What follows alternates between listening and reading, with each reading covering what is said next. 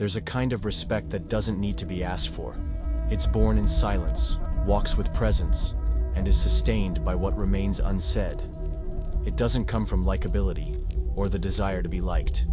It comes from the perception of something older, more visceral. A hidden power that emanates from a man who knows his shadow, but does not rush to reveal. Machiavelli once said, "Men should be loved if possible, but feared if necessary." And this is where the deconstruction. You were taught to seek approval. From an early age, you were told that being good was enough. That if you were kind, loyal, sincere, the world would return your respect. But reality laughs at these promises, because respect isn't born of intention. It's born of an impact, my friend, is the offspring of positioning, not pure. The difference between a trustworthy man and an inevitable man lies in how he enters a room, or rather, in how the room reacts to his presence. Machiavelli warned princes, to be feared is not the same as to be hated. There is a subtle art to commanding respect without provoking disgust. And that art lies in the control of the invisible. What you feel vibrates. What you hold back weighs. What you withhold governs. A man who commands respect doesn't need to raise his voice. He simply fills the space with density. And that density comes from inner mastery. From silence heavy with meaning. From a gaze that watches more than it. From a presence that doesn't ask permission, but also doesn't need to invade. Hobbes would call this the state of nature, a condition where, in the absence of clear hierarchy, conflict prevails. And that's exactly how many men live internally. At war, without a map, without a sovereign, searching for something to stabilize them, without knowing how to become that something. And in that vacuum of authority, respect disappears. Not because the man is weak, but because he's too fragmented to be felt. The introspective, the sensitive, the quiet. These men have power, but they almost always lose their authority because they don't know where to place it. Silence, when misplaced, becomes absence. But when refined, it becomes command. The man who speaks little but thinks deeply needs to understand that his presence will only have value when it stops being invisible and starts being irreplaceable. Deep down, the world doesn't respect the well-intentioned. It respects the necessary, the inevitable. And the inevitable is not the one who begs for space. It's the one who becomes space. The modern man, domesticated by the idea that being accepted is the goal, lives ashamed of his own power. Shame neutralizes him. Guilt drains him. And he becomes harmless, exactly as the system wants. But there is another path. A silent path. Hidden, yet real. An internal code that turns your frequency into sovereign territory. Where every gesture carries structure. Where every pause imposes hierarchy. Where your energy enters before your words. And remains even after you've gone. In this video, we're going to dive into 9 silent techniques of Niccolò di Bernardo de Machiavelli. They aren't advice. They're weapons, not formulas. Vibrational codes. And in the end, maybe you'll realize that true respect never it was always a decision, a posture, a silence that begins within. The invisible mistake of trying to be admired instead of feared. There is something subtle and destructive in the need to please. Many men, in their pursuit of acceptance, slowly dissolve their presence. They trade impact for likability, command for exaggerated diplomacy, and without realizing it, they fall into the quietest of traps, being seen as harmless. The desire to be admired almost always hides a deep fear of rejection. It's a camouflaged urge, a craving for validation that silently undermines any authority a man might carry. Performative kindness, the kind that parades itself as a supreme virtue, ends up signaling energetic submission. Because someone who does good to be accepted, rather than because he's chosen to do it, emanates fragility. And fragility doesn't command respect. It attracts judgment. Before you even open your mouth, your body has already been judged. Studies on body language show that hierarchy among men is established in milliseconds. The eyes, muscle tension, the way you enter a room or occupy a silence, all of that speaks louder than your words. If you hunch your shoulders, avert your gaze, explain yourself before even being challenged, your body is begging for acceptance. And the human mind reads that as inferiority. Machiavelli knew this. That's why he advocated for zones of ambiguity. not being fully predictable, not being easily read, creating gaps, silences, pauses that confuse rushed judgments. The prince who shows all his cards loses the game before the first round, but the one who positions himself subtly, calculatedly, almost inscrutably, that man disarms his opponent without raising his voice. Roman generals carried this wisdom in their bodies. When they stepped onto the field, they knew the war began with a look. In the way they touched the ground, in the way they held silent, they didn't smile to be accepted, they didn't ask to be followed. Their presence was enough, because they radiated the conviction that they were ready to lead, and if necessary, to crush. Modern man has lost this reading. He confuses kindness with weakness, spirituality with passivity. He believes that being accepted will protect, but the more he seeks applause, the more he loses control. And what's left is a void of authority, an emotional noise of desperation that repels even those who admire him. To be feared doesn't mean to be cruel. It means being read as someone who won't be walked over, who doesn't bend for approval, who doesn't over-explain, who doesn't need to convince anyone, because he's already convinced himself. Respect isn't born of promises. It's born of the magnetism of someone who, in silence, carries the certainty that he will not, even if he doesn't say it. The silent factor that defines your hierarchy. Energy or frequency. Have you ever walked into a room and, without knowing why, instantly sensed who held the center of gravity? It wasn't the most attractive, nor the most talkative. It was something denser, almost invisible. A vibration that cuts through space and says, "I'm here, and you know it." This isn't mysticism. It's raw neurophysiology. A man's vibrational frequency isn't some erudite. It's a neuro-emotional signal, a signature your body emits, and the collective unconscious picks up in a matter of seconds. The human brain, wired for survival, instinctively detects who carries internal cohesion, who is whole, who vibrates with firmness, and who, despite their speech, has already fractured inside. The power of silent presence lies in coherence, that internal state where thought, emotion, and posture move in unison, where silence isn't absence, but density, where every gesture carries alignment. And this coherence commands respect without needing words.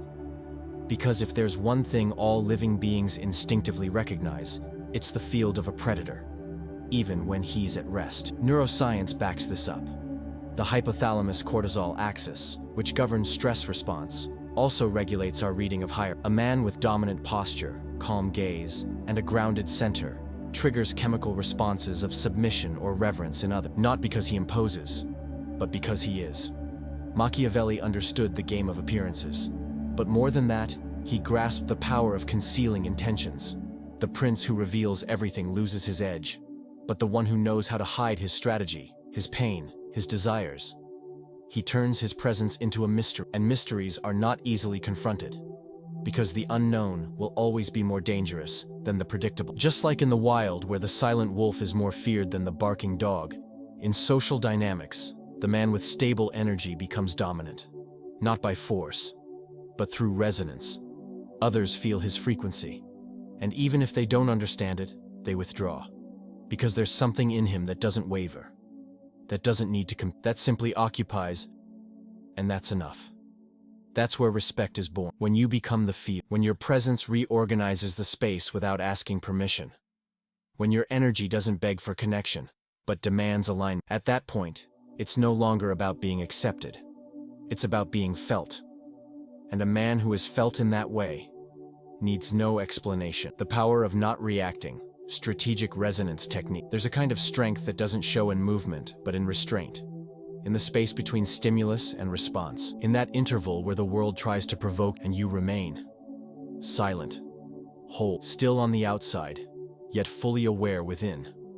That space is where the power of not reacting lives. And it's in that space that the kind of respect money can't buy is built. Reacting is easy. It's automatic.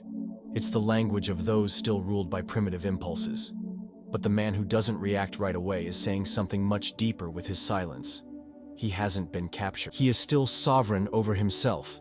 And that, to the collective unconscious, is terrifying. Because it reveals emotional autonomy. A presence that doesn't dance to the tune of external noise, In any social setting, the first one to justify himself has already lost. Machiavelli knew this. He said that to justify oneself is to expose your own flank. It's to admit, however subtly, that you care too much about external validation.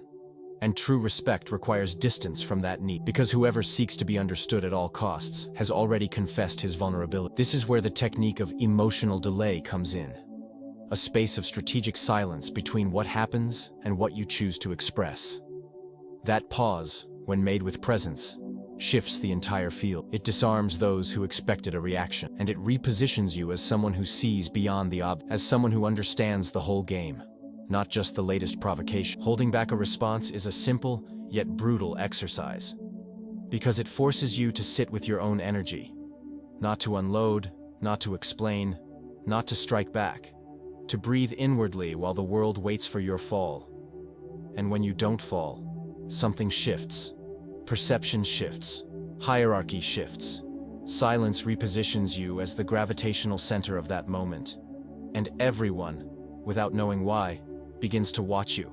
The samurai carried this principle in his body. The sheathed sword was more feared than the strike, because it symbolized absolute mastery. He who does not need to react holds within himself the power of choice. And the power to choose your own timing is the greatest act of silent authority there is. Respect doesn't come from reaction. It comes from the pause, from the silence that reveals control, from the internal space where you prove, without needing to prove, that you are on another frequency. And on that frequency, the one who leads is the one who feels the least urgency to respond. How to become hard to classify. There's a hidden trap in being predictable. The easier you are to decipher, the easier you are to dismiss. The world doesn't respect what it fully understands. It respects what it still can't name, what slips through common categories, what refuses to be boxed in. When a man becomes predictable, he becomes emotionally tameable. His reactions are anticipated. His behavior is read before he even moves. And at that point, there is no longer presence, only repetition, only obviousness, just a pattern that has lost its mystery. Machiavelli warned, "The wise prince alternates his ways. He shows harshness when softness is expected, and softness when harshness is expected. He dissolves the enemy's logic with actions that break the script." And it is this unpredictability that commands respect, because the man who changes without losing his axis becomes impossible to control. This is the art of confusing without losing yourself, of moving between extremes while maintaining an invisible inner coherence. It's about not being a fixed archetype, but a figure in constant transformation. And yet, solid. The paradoxical prince is the one who, in one moment, is complete silence, and in the next, speaks with surgical precision, who looks with compassion, but acts with coldness, who disappears when everyone screams, and shows up when everyone retreats. Neuroscience explains the impact of this with a concept called interrupted mirroring. The human brain constantly tries to decode patterns. When it fails, it enters a state of alert. Attention heightens, energy reorganizes, and the individual who triggers this becomes the central figure, without even trying. This kind of presence requires practice, a real exercise, deliberately changing your nonverbal language in strategic environments. Enter as a shadow, and within moments, become the center. Shift your gaze, your posture, your speaking rhythm. Gently break the image others tried to fix, and with that, rewrite your own hierarchy. The man who becomes hard to classify holds a special place in the collective unconscious, the space of the unpredictable, of the one who can surprise, of the one who does not bow to what is expected. And in that space, respect grows, because you can't fight what you can't name. Ritual of conscious coldness, the internal practice of directed indifference. There's a brutal difference between the man who feels, yet remains, and the man who feels and gives in. One learns to move through the world with tamed intensity. The other lives at the mercy of expectation, acceptance, and others' responses. And while one grows stronger in silence, the other dissolves trying to be understood. Attachment to acceptance destroys the vibration of command. When a man anchors his identity in how he's perceived, he becomes unstable.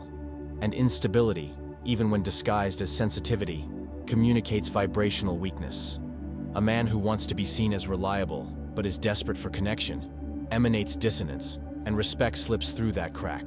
Coldness here is not the absence of feeling, it's emotional direction, presence that does not bow. It's the awareness that there are moments when reacting is defeat, when feeling is dangerous, when showing warmth is a betrayal of your own structure. The demagnetized gaze becomes a symbol of this unshakable presence. A gaze that sees but does not absorb, that perceives provocation, neediness, expectation, but doesn't yield. It's a gaze that transmits something ancestral. I've seen this before, and it no longer shakes me. Machiavelli understood this selectiveness as the art of governance. A prince isn't cold out of inhumanity. He is cold out of emotional intelligence, because he knows that in many cases, showing emotion is granting the enemy access.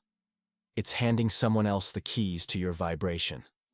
And there is no respect where there is invasion. The practice of the 3 days of ritual coldness symbolizes this vibrational detox, a period of external silence and internal restraint, not as escape, but as recalibration.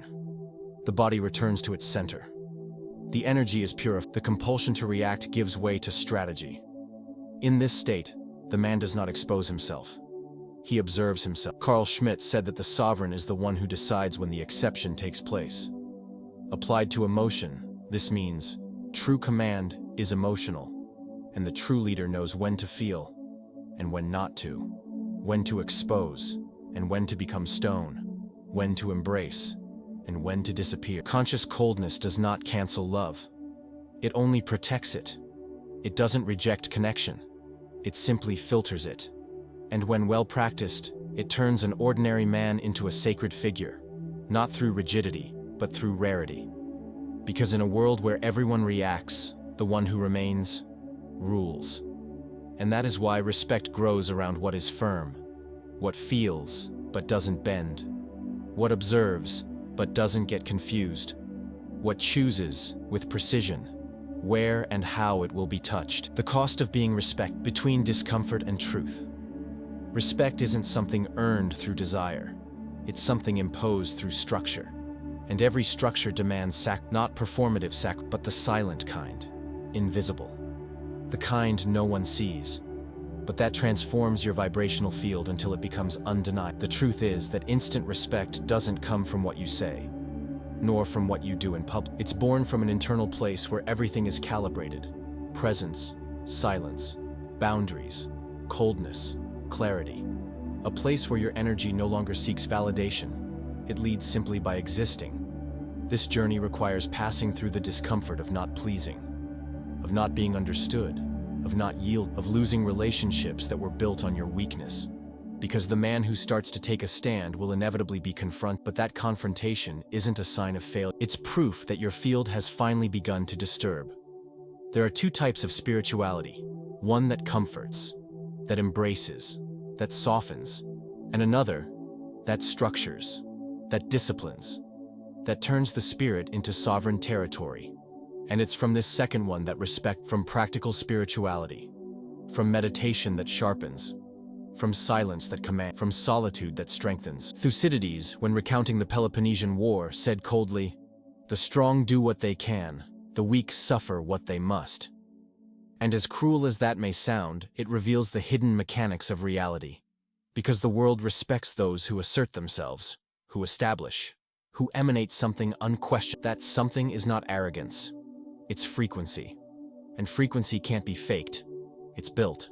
From the moment you decide, your energy will be a code, not a plea. The goal is not to become harsh. It's to become inevitable. And the inevitable is not the one who shouts, nor the one who explains himself. It's the one who simply is, who vibrates, who maintains, who remains silent, and still dominates. Because the man who rebuilds his frequency becomes a presence that reorganizes the environment, not through words, but through impact. And when he enters, everything shifts. Respect isn't requested, it's imposed. And that imposition begins when you refuse to remain the same, even in silence, even alone, even as the only one who understands what you're doing. That is the cost. That is the path. And the one who pays that price will never be ignored again. because he becomes exactly what the world respects most: inevitable.